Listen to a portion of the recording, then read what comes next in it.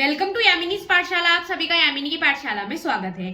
आज हम डिस्कस करेंगे अणुशस्त्रों के सामान्य परिचय के बारे में। कल की वीडियो में जब हम रक्त मोक्षण के प्रकार के बारे में देख रहे थे कि रक्त मोक्षण जो होता है वो दो प्रकार का होता है, शस्त्र विस्त्रावण और अणुशस्त्र या अशस्त्रकृत। यानी कि जो अशस्त्रकृत है या अणुशस्त्र है उनमें कौन कौन से प्रयोगों का, कौन कौन से इंस्ट्रूमेंट का प्रयोग किया।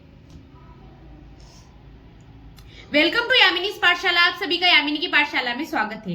आज हम डिस्कस करेंगे अणुशस्त्रों के सामान्य परिचय के बारे में। यानी कि जो रक्त मोक्षण के दो प्रकार में से जो अणुशस्त्र वाला जो प्रकार है या अशस्त्रकृत वाला जो प्रकार है उसके सामान्य परिचय के बारे में आज हम बात करेंगे कि किसका किसमें प्रयोग किया जाता है, कौन से दोष के लिए कौन से अणुशस्त्र का प्रयोग किया जाता है, अर्थात उनका स्ट्रक्चर क्या होता है या फिर उनको किस तरीके से प्रयोग किया जाता है। तो इन सब के बारे में आज हम इस वीडियो में समझेंगे। तो शुरू करते हैं आज की क्लास, अणुशस्त्रों का सामान्य परिचय। सबसे पहले हम शंख यंत्र के बारे में बात करते हैं कि शंख यंत्र क्या होता है। शंख यंत्र से तात्पर्य होता है कि ये क्या होता है, गाय का सींग होता है। गाय का सींग का इसके अंदर प्रयोग किया जाता है, अर्थात इसके अंदर ये क्या होता है, अवकाश युक्त होता है। यानी कि इसके अंदर क्या होती है, जगह होती है ताकि जो रक्त है वो अच्छी तरीके से अवचूषण किया जा सके। अर्थात इसका प्रयोग चूषण विधि के द्वारा रक्त का निर्हरण करने के लिए प्रयोग किया जाता है। ये जो होता है वो उष्ण मधुर स्निग्ध होने के कारण वात द्वारा दूषित रक्त का क्या करता है, निर्हरण करता है। तो यहाँ पे एक मुख्य बात आ जाती है कि शंख यंत्र जो होता है वो मुख्य रूप से वात दूषित रक्त का निर्हरण करने के लिए किसका प्रयोग किया जाता है, शंख यंत्र का प्रयोग किया जाता है। इसके अलावा ये क्या होता है, ये 7 अंगुल लंबा होता है और 10 अंगुल रक्त का निर्हरण करता है। यहाँ पे कंफ्यूजन नहीं रखना है, यहाँ पे सिंपल सी बात है कि इसकी जो लंबाई होती है शंख की वो होती है 7 अंगुल और ये 10 अंगुल प्रमाण में रक्त का यानी 10 अंगुल तक रक्त का निर्हरण कर सकता है एक बार में। इसका जो मूल भाग होता है, इसका जो छिद्र भाग होता है वो अंगुष्ठ के समान होता है और इसका जो अग्र भाग होता है वो मूंग जितना प्रवेश कर सके उसके समान होता है। अर्थात इसका प्रयोग किस तरीके से करते हैं, तो इसमें क्या करते हैं, किनारों पर पिच्चू लगाकर रुई का या फिर अपने जो भी गोस पीस होता है उसके पिच्चू लगाकर इसका प्रयोग किया जाता है ताकि इसके अंदर वात निर्वात बनी रहे और आराम से जो है रक्त का निर्हरण किया जा सके। तो इस तरीके से ये शंख यंत्र होता है। इसकी मुख्य बात जो है वो यही है कि वात द्वारा जो भी दूषित रक्त होता है उसके निर्हरण के लिए शंख यंत्र का प्रयोग किया जाता है। फिर अगला आता है जलौका। जलौका जो होती है वो एक जीव का इसमें प्रयोग किया जाता है। एक जीती जाती एक छोटी सी एक जीव होती है, उसका प्रयोग इसमें किया जाता है। अर्थात इसका जो लौकिक नाम है वो जोक है, यानी कि लोकबाग जो है या फिर ऐसे कहेगी बोलचाल की भाषा में से हम क्या कहते हैं, जोक कहते हैं। ये जल में रहने के कारण इसका नाम क्या पड़ा, जलौका। इसके अलावा ये क्या करती है, जल से ही अपना पोषण प्राप्त करती है। जल में जो भी कीट होते हैं, छोटे छोटे कीड़े होते हैं, उनको खाकर अपना पोषण प्राप्त करती है। इसके अलावा इसको सर्वश्रेष्ठ अणुशस्त्र यानी कि रक्त मोक्षण का जो सर्वश्रेष्ठ जो अणुशस्त्र माना जाता है वो जलौका को माना जाता है। इसके अलावा ये क्या करती है, 12 हस्त प्रमाण में रक्त का निर्हरण करती है और पित्त दूषित रक्त का निर्हरण करती है। तो जलौका का प्रयोग मुख्य रूप से पित्त दूषित जो रक्त होता है उसके निर्हरण के लिए किसका प्रयोग किया जाता है, जलौका का प्रयोग किया जाता है। लेकिन जो जलौका जो होती है वो 2 प्रकार की होती है। एक तो होती है सविष जलौका, एक होती है निर्विष जलौका। सविष जलौका जो होती है उसका चिकित्सा में प्रयोग नहीं किया जाता, ठीक है, उसका चिकित्सा में प्रयोग नहीं किया जाता क्योंकि उसके अंदर विष व्याप्त होता है या फिर उसके अंदर विष होता है, इस कारण इसका चिकित्सा में प्रयोग नहीं किया जाता, ठीक है। और निर्विष जलौका जो होती है उसका किसमें प्रयोग किया जाता है, चिकित्सा में प्रयोग किया जाता है। वही मुख्य रूप से अपने काम आती है, अपने आयुर्वेद के लिए मुख्य रूप से निर्विष जलौका जो है वो काम आती है। उसी के द्वारा अपन पित्त दूषित रक्त का निर्हरण कर सकते हैं।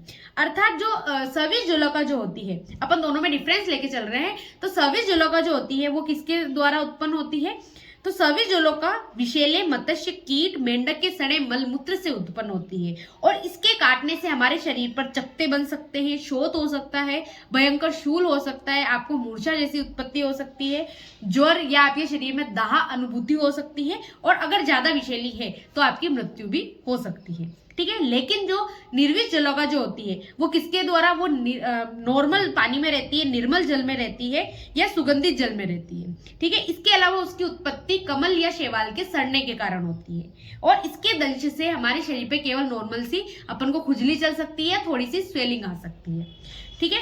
इसके अलावा जो सविष जलौका जो होती है वो कितने प्रकार की होती है, 6 प्रकार की होती है। कौन कौन सी होती है, कृष्णा, कर्पूरा, अलगर्दा, इंद्रादुषा, सामुद्रिका और गोचंदना, ये जो होती है वो सविष जलौका कहलाती है।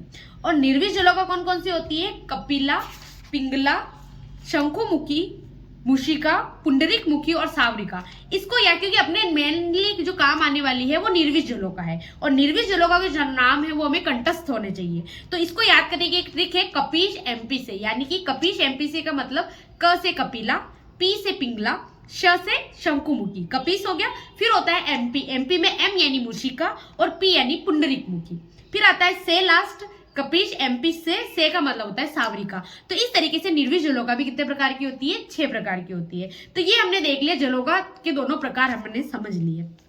अब जो निर्विष जलोका है उसको किस तरीके से हमें संग्रहण करना चाहिए या फिर किस तरीके से उसका पोषण करना चाहिए।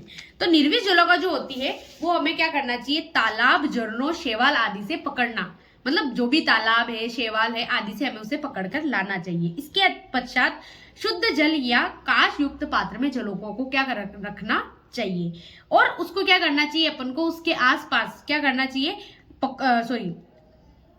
लकड़ी जलोका का कांच पात्र में तालाब का पानी एवं कीचड़ में रखना चाहिए, ताकि क्या हो गया कि उसको उस वैसा ही जो तालाब में वो रहती है वैसा उसे इन्वायरमेंट मिल सके। इसके अलावा जलोका को जो है वो हमें शरद काल, इसका जो है शरद ऋतु जो है जलोका के संग्रहण का बेस्ट काल माना जाता है। ठीक है, इसके अलावा 7 दिन में जो पानी हमने भरा है उसके लिए 7 दिन में हमें पानी को खाली करना चाहिए या बदलते रहना चाहिए। और उसको खाने के लिए कंद दे सकते हो, पत्ते दे सकते हो, घास दे सकते हो, छोटे छोटे कंद या जो कीड़े होते हैं वो आप खाने के लिए या उसके पोषण के लिए प्रयोग कर सकते हो। तो ये होती है जलोका का संग्रहण एवं पोषण। तो इस तरीके से हमने जलोका को सविष और निर्विष में अंतर के साथ अपन उसके संग्रहण किस तरीके से किया जाता है और उसका पोषण किस तरीके से किया जाता है तो वो समझा। अब थर्ड जो अपना अनुशस्त्र आता है वो आता है अलाबू। अलाबू का जो लौकिक नाम है उसे लौकी या कद्दू के नाम से भी हम जानते हैं। अलोका कौन से नाम से जाना जाता है? लौकी या कद्दू के नाम से भी जाना जाता है। अर्थात इसे हम क्या कहते हैं? इसका जो पर्याय है वो तुम्बी के नाम से भी अलाबू को जाना जाता है। इसके अलावा अलाबू क्या करता है? ये कटु, रुक्ष एवं तीक्ष्ण युक्त होता है, तीक्ष्ण रस युक्त होता है, जिसके कारण यह क्या करता है? ये लगभग 12 अंगुल का रक्त का निर्हरण करता है और ये कफ दूषित रक्त का निर्हरण करता है। तो अपन ने वात, पित्त और कफ तीनों के लिए पढ़ लिया। वात दूषित रक्त का निर्हरण श्रंग यंत्र करता है, पित्त दूषित रक्त का निर्हरण जलोका करती है और कफ दूषित रक्त का निर्हरण अलाबू करता है। इसके अलावा अलाबू जो होता है वो 2 प्रकार का होता है। एक तो होता है मधुर रस युक्त, एक होता है तिक्त रस युक्त। मधुर रस युक्त जो अलाबू होता है उसका प्रयोग हम खाने के लिए, भोजन के लिए कर सकते हैं, और तिक्त रस जो अलाबू होता है उसका प्रयोग हम चिकित्सा के लिए या हमारे रक्त निराकरण के लिए या रक्त मोक्षण के लिए तिक्त रस युक्त अलाबू का प्रयोग किया जाता है। उसके बाद चौथा जो अनुशस्त्र आता है वो आता है घटी यंत्र। घटी यंत्र का मतलब होता है कांच के छोटे छोटे गड़े होते हैं, या इसे हम कपिंग ग्लास के नाम से भी जानते हैं। इसके अलावा इसको किस तरीके से प्रयोग किया जाता है? तो इसके अंदर तृण, कृष या छोटे मोटे जो घास फूस होते हैं उनको जलाकर इससे निर्वात स्थिति उत्पन्न की जाती है। इसको निर्वात किया जाता है और इसको स्किन पर, जहां पे भी आपका रक्त मोक्षण करना है वहां पर लगाकर इसमें वो जो आपकी स्किन होती है वो ऊपर की तरफ उठती है और इस तरीके से रक्त का निर्हरण किया जाता है। इसकी विधि अपन पूरे आगे अच्छी तरीके से पढ़ेंगे किस तरीके से किया जाता है। अभी के लिए केवल इसका प्रयोग अपन किस तरीके से कर सकते हैं कि इसके अंदर तृण या फिर जो भी घास फूस है, सूखे पत्ते हैं, उनको जलाकर इसको निर्वात उत्पन्न कर रक्त का निर्हरण किया जाता है। ठीक है, इसके अलावा गुल्म प्रकरण में इसका जहां पे भी आपका गुल्म यानी गिठाने, जहां पे अगर शरीर में कहीं भी गिठान बन रही हो तो गिठान को बिखेरने के लिए या गिठान के रक्त का निर्हरण करने के लिए मेनली इसके लिए घटी यंत्र का प्रयोग किया जाता है।